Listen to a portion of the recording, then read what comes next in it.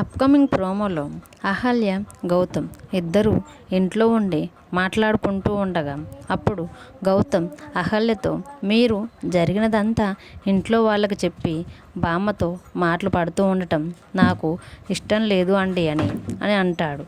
అప్పుడు అహల్య, నేను ఈ ఇంటికి రాకముందు ఇంట్లో వాళ్ళందరికీ మీరంటే చాలా గౌరవం. ఇప్పుడు నేను ఈ ఇంటికి వచ్చిన తర్వాత నా వల్ల ఆ గౌరవం తగ్గిపోకూడదు అండి. అందుకే నేను ఇంట్లో వాళ్ళందరికీ నిజం చెప్పేశాను అని అంటూ ఉంటుంది. అప్పుడు గౌతమ్, నాకు కూడా మీరు ముఖ్యం అండి. మిమ్మల్ని కూడా ఒక మాట అంటే నేను తట్టుకోలేను అని అంటూ ఉంటాడు.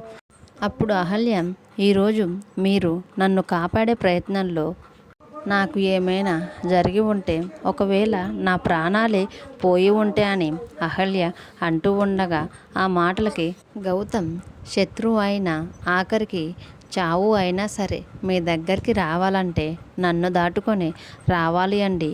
ఒట్టేసి చెబుతున్నా, చివరికి ఆ యమధర్మరాజు అయినా సరే మిమ్మల్ని తీసుకెళ్ళటానికి మీ దగ్గరికి వస్తే ఆయనతో పోరాడైనా సరే నేను మిమ్మల్ని కాపాడుకుంటాను అండి అని అహల్యతో చెప్తూ ఉంటాడు.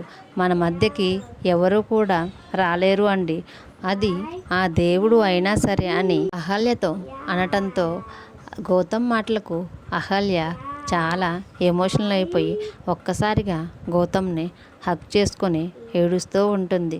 గౌతమ్, అహల్య ఒకరినొకరు హగ్ చేసుకొని ఉండగా మనకి ఇంద్ర ఫోటోని చూపిస్తూ ఉంటారు.